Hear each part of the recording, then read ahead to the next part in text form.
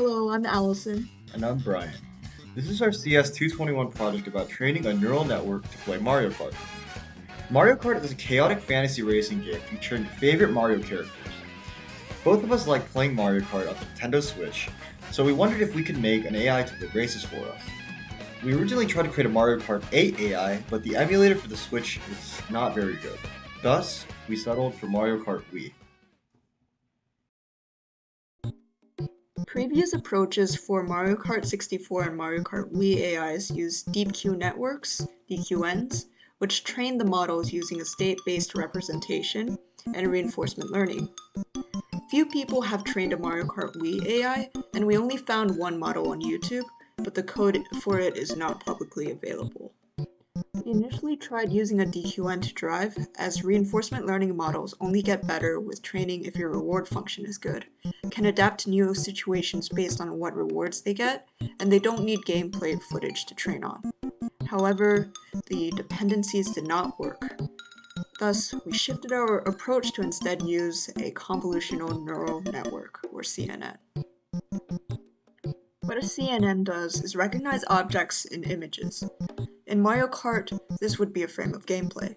It has many layers, the first layer identifying lines and edges, and subsequent layers recognizing more complex things like shapes. The important features in the input image are extracted by the CNN, like the beak and wing shape of the bird in this photo, and that's how it's able to tell what object it is.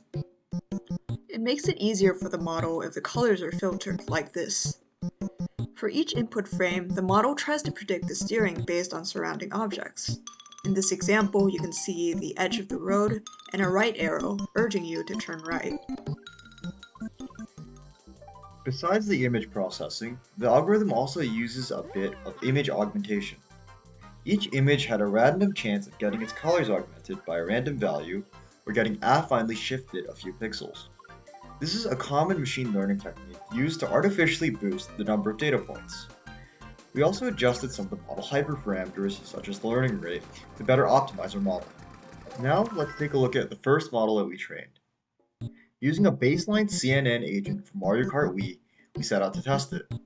The AI was trained on 3 races, with each race being 3 laps each, for a total of 9 laps. The model was also given the X position of the mouse cursor, which acted as our steering wheel. You can probably tell that didn't go so well. We went through a few rounds of retraining the model, hypothesizing what went wrong. Looking through the gameplay I had recorded for the model, I realized that I had been taking the corners really sharply to try and get a faster time. However, this seemed to be causing the AI to drive too close to the walls, and they get stuck on them. I then recorded new gameplay, driving close to the center of the track, with wider turns so that the turns wouldn't be as sharp. We also realized that, although the Wild Wing is a good car for Mario Kart, its handling stat is abysmal. We swapped it out for the classic Dragster, which has much better handling, meaning the turns will be smoother.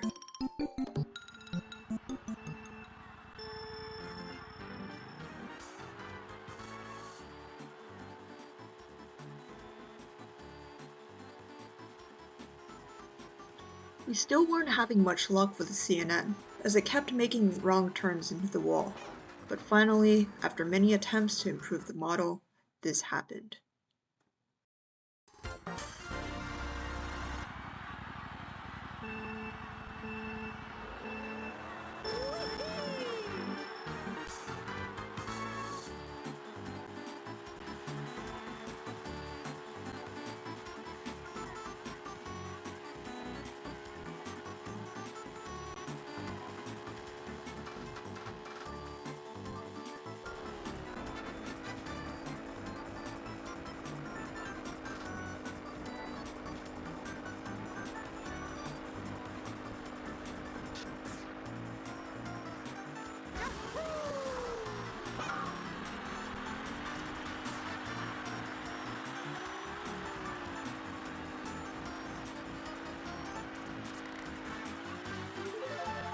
"43 seconds for a lap.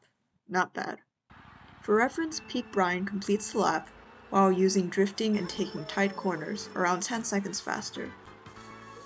What we've learned for this project is that convolutional neural networks aren't really a good choice for Mario Kart AIs.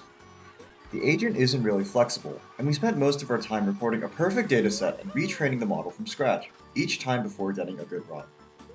Furthermore, since our model required the mouse inputs for steering, we couldn't simply import pre-recorded runs available on YouTube. One of the main problems that the agent encountered was that, compared to older games like Super Mario Kart released in 1992, Mario Kart Wii has a lot more detail put into its tracks. The non-track portions of the course are extremely colorful and detailed, which means the AI would have to do more work to filter out the extraneous details. We believe this is what caused our agent to start driving into walls in certain segments of the track. All in all, we believe that given these constraints of CNNs, we have managed to create a decent AI agent. In the future, adding more features such as drifting or using a different algorithm like the DQN algorithm would be very interesting. And while this AI isn't going to be setting any world records anytime soon, it's a small step towards an even better AI racer.